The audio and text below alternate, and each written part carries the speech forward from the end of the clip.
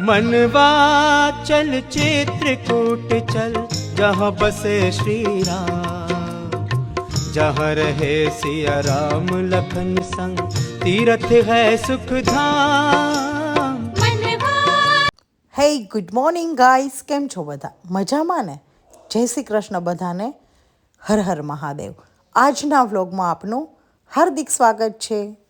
આજે આપણે એકદમ પ્રાચીન તીર્થસ્થળ એવા ચિત્રકૂટના દર્શન કરીશું, તો વ્લોગમાં બન્યા રહેજો મારી સાથે ચિત્રકૂટનો અલૌકિક આનંદ માણવા માટે। સવારમાં એકદમ મસ્ત ફ્રેશ થઈ અને હું આવી ગઈ છું હોટલની નીચે, અને ત્યાં મેં એક સાયકલ જોઈ તો થોડીક નટખટ તો છું જ, તો મને થયું કે ચાલ થોડીક વાર 2-3 રાઉન્ડ મારી લઉં। તો આંટી છે ને, નૂતન આંટી કે ચાલ હું પાછળ બેસી જાઉં, તો અમે બંને અહીં આવી અને થોડીક મસ્તી કરી લીધી, સાયકલ ચલાવી અને હવે અમે જઈ રહ્યા છીએ બધા ઘાટ છે ને ત્યાં। સાયકલ મારી સોનાની સાયકલ રે, સાયકલ પર બેસી હું તો અંબાજી ગઈ હતી, અંબે માં દર્શન આપો રે, સાયકલ મારી સોનાની। ફાઇનલી અમે લોકો ઘાટ પર પહોંચી ગયા છીએ અને ચલો જોઈએ કે ત્યાં કેવી રીતે જવાનું છે હવે। चित्रकूट धाम की जय, हनुमान जी महाराज की जय। अभी आप लोग जिस घाट पे आया है, इस घाट का नाम है भरत घाट, और सामने में मंदाकिनी गंगा। जैसे राम को मनाने के लिए यहाँ भरत भैया बेदीवार शांति से इस नदी में नहावा धोआ किया। इस जगह का नाम पड़ा भरत घाट और नदी का नाम पड़ा मंदाकिनी नदी। तो यहाँ से हम लोग होली से लेके जाते हैं, इच्छा मर्जी आपकी है। तो सबसे पहले जाएंगे राम घाट, जहाँ राम ने 14 वर्ष में 11.5 वर्ष तक उस नदी में नहावा धोआ किया। उस जगह का नाम पड़ा राम घाट। उसी घाट पे बाबा तुलसीदास ने बैठकर चंदन घिसा। जब राम जी चित्रकूट आया था तो भगवान राम ने उसी घाट पे नहावा धोआ करने के पहली वक्त भगवान राम एक नाना छोकरे का वेश मिलाया और उसी घाट पे स्नान किया। स्नान करने के बाद तुलसीदास बापा से बोले, बाबा आपने सबको चंदन लगाया, मुझे क्यों ना पाड़ रहे हैं? तभी तुलसीदास ने बताया कि आपका चंदन नहीं है, ये प्रभु राम का चंदन है। तुलसीदास महाराज का चंदन घिसते आते हैं, राम जी चंदन लगाते चले, तुमको खबर नहीं पड़ता है। तभी हनुमान दादा ने तुलसीदास को बताया, जो नाना छोकरा आया था ये कोई दूसरा मानस नहीं है, ये प्रभु राम है, और आपको खबर क्यों नहीं पड़ता है? तभी हनुमान जी से तुलसीदास ने हाथ जोड़ के विनती किया, बोले हे हनुमान, आपने मुझे काशी में वचन दिया था कि राम का दर्शन इसी कलयुग में चित्रकूट में कराएंगे। तभी हनुमान जी ने पोपट का वेश सुनाया और तुलसीदास को समझाया कि जब भगवान बीजी वक्त आएगा, मैं पीपल के झाड़ में बैठकर एक प्यारा सा दोहा लिखूंगा। जब भगवान दोबारा आते हैं, स्नान करते हैं, स्नान करने के बाद जैसे चंदन को लगाते हैं, जैसे निकलते हैं, तभी हनुमान जी बोलते हैं कि चित्रकूट के घाट पर भई संतों की भीड़ और तुलसीदास चंदन घिसे तिलक करे भीड़। आप लोग पूरा भारत घूम लो, पोपट मुखी हनुमान का दर्शन कहीं नहीं मिलेगा, उसी जगह पे मिलेगा। फिर दूसरी जगह जाएंगे जहाँ राम को मनाने के लिए भरत भैया यहाँ से होली में जाते हैं। तभी राम ने भरत को ना पाड़ दिया कि मैं 14 वर्ष के बाद अयोध्या आऊँगा, इसके पहले नहीं आऊँगा। तो राम ने भरत को पादुका ही पा, वो पादुका का दर्शन करेंगे। तीसरा मंदिर आएगा राम का परन कुटी, जहाँ राम ने 14 वर्ष में 11.5 वर्ष तक उस कुटी में रहकर वनवास को पूरा किया। चौथा मंदिर आएगा राम लक्ष्मण जानकी जय बोलो हनुमान की। उसी जगह पे माता अंशिया ने सीता जी को ऐसी साड़ी दिया, वो साड़ी 14 वर्ष तक कभी गंदी कभी मैली नहीं होती। राम जी का साधु का दर्शन होता है, माता सीता का सिंगाई दर्शन होता है। पांचवा मूर्ति आएगा हनुमान जी का 50 फुट का मूर्ति, वो मूर्ति है 450 पुराना मूर्ति है।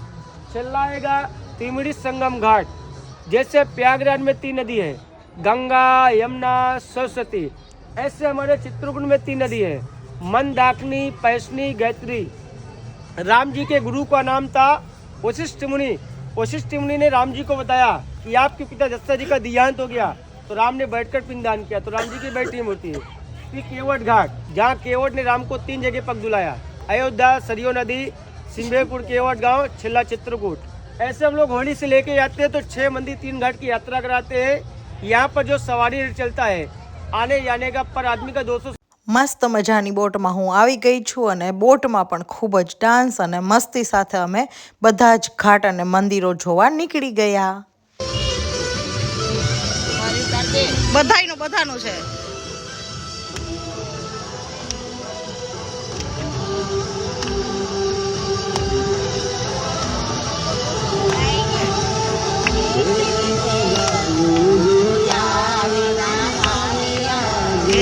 જાઉં ગમતું નથી.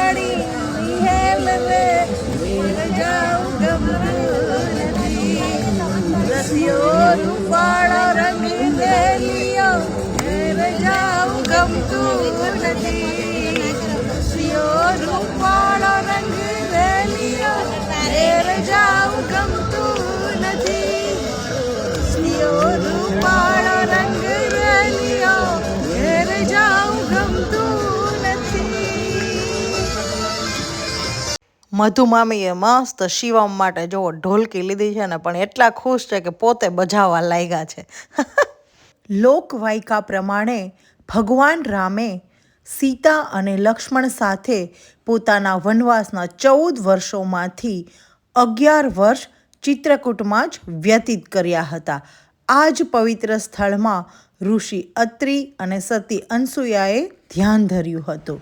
બ્રહ્મા, વિષ્ણુ અને મહેશે પણ ચિત્રકૂટમાં જ સતી અનસૂયાના ઘરે જન્મ લીધો હતો. અને આ આપણે જે જોઈ રહ્યા છીએ ને એ છે રામઘાટ. આ ઘાટ પર સાધુ સંતોની મંડળી દ્વારા કરવામાં આવતા ભજન કીર્તન જોઈને આપણે ખુશ થઈ જઈએ. સાંજના સમયે કરવામાં આવતી આરતી મનને અત્યંત શાંતિ પહોંચાડે છે. હવે આપણે જોઈએ કામદગીરી પર્વત વિશે. આ પવિત્ર પર્વતનું પણ ઘણું ધાર્મિક મહત્વ છે. શ્રદ્ધાળુઓ કામદગીરી પર્વતની 5 કિલોમીટરની પરિક્રમા કરીને પોતાની મનોકામનાઓ પૂર્ણ થવાની ખેવના રાખે છે. આ જગ્યા પર શ્રી રામજીએ દશરથ રાજાનું પિંડદાન કર્યું હતું.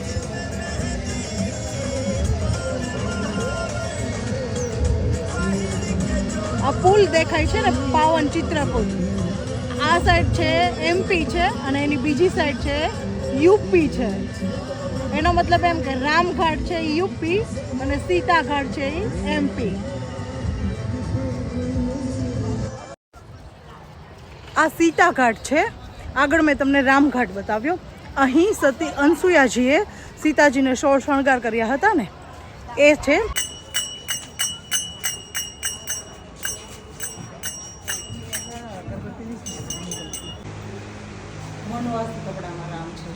हाँ, राम लक्ष्मण वनवासी वेश में हैं. सीता जी का सती अनसुईया ने श्रृंगार किया था. सती अनसुईया माता ने श्रृंगार हाँ, किया सीता जी का श्रृंगार किया था. इसलिए सीता जी श्रृंगार सहित हैं. राम लक्ष्मण वनवासी वेश में हैं. राम सीता बैठे हुए हैं, इसलिए वनवासी राम बैठका मंदिर.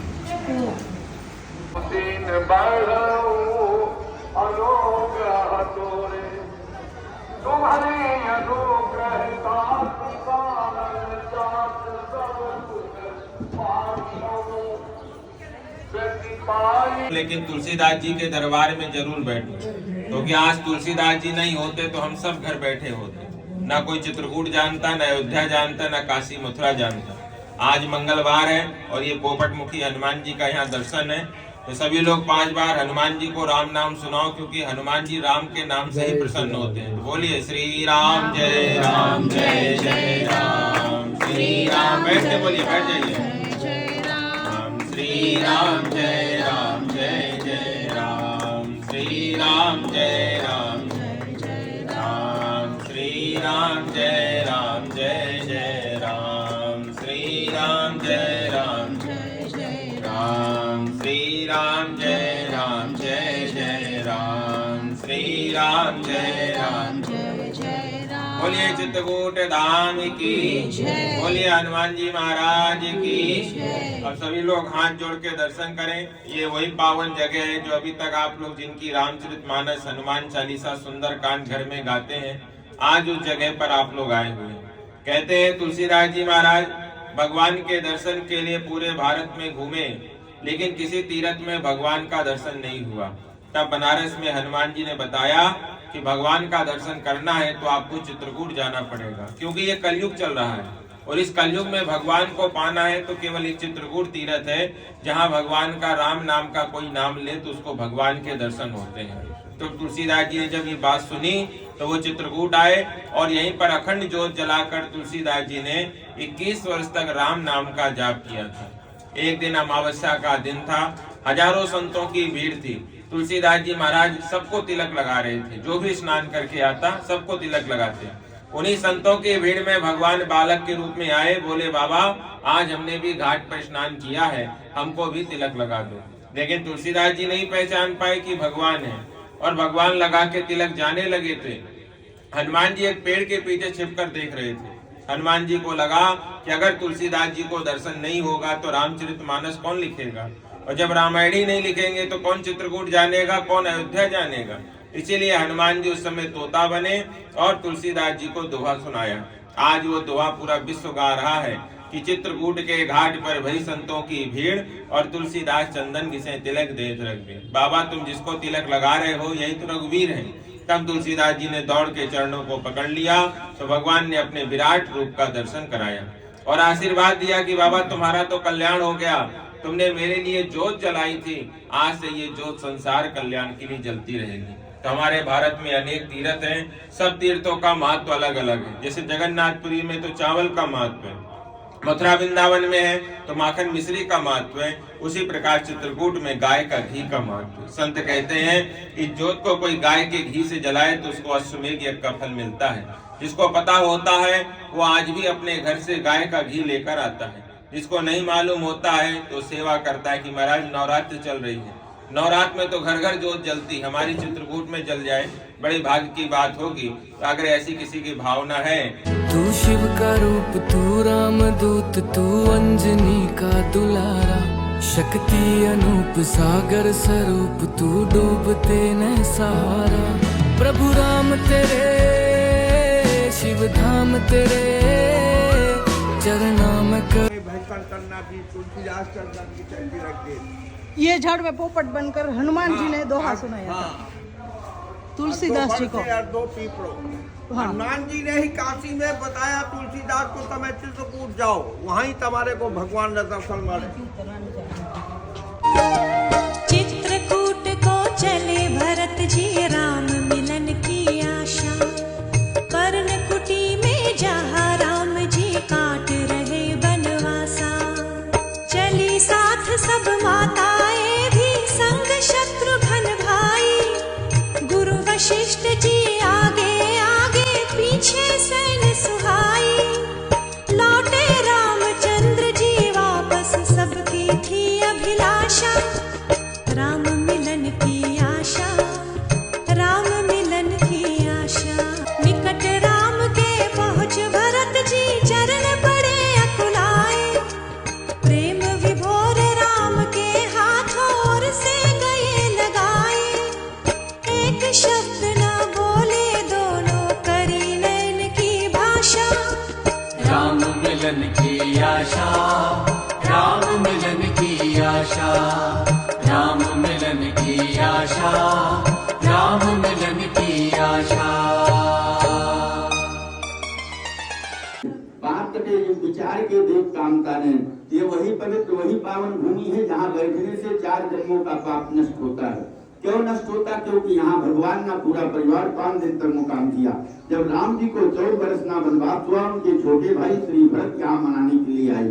उनके साथ में अयोध्यापुरवासी जनकपुरवासी करोड़ों लाखों के तादाद में श्री भरत जी महाराज इसी भूमि पे बैठ के 5 दिन तक लगातार रोते रहे और मनाते रहे कि प्रभु माँ को क्षमा करो, आप अयोध्या वापस चलो।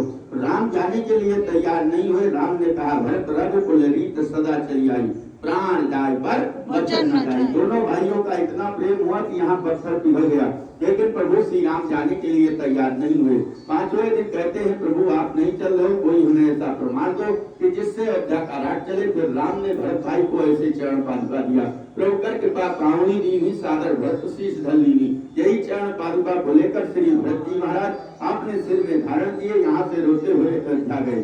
अयोध्या के बाहर नंदीग्राम पड़े, वही राज सिंहासन पे रख के इनका पूजन कैसे किया, आंसुओं की धारा से। रोज सुबह उठते तो भाई भाई में इतना प्रेम जागृत होता कि पावनी का पूरा स्नान हो जाता। इतने बड़े राजा थे लेकिन राजमहल में बैठ के कभी भी 56 प्रकार का भोजन नहीं किया। રામજીએ વનવાસ દરમિયાન 11 વર્ષથી વધુ સમય અહીં વિતાવ્યો હતો, એટલે એનું વર્ણન કરવું તો એટલું સહેલું નથી. તો ચિત્રકૂટનું અધૂરું વર્ણન આપણને પાર્ટ 2માં જોવા મળશે. તો પાર્ટ 2 જોવાનું ચૂકતા નહીં. તો આવા જ મારા નવા વ્લોગ જોવા માટે મારી ચેનલને લાઈક કરો, શેર કરો એન્ડ સબસ્ક્રાઈબ કરો.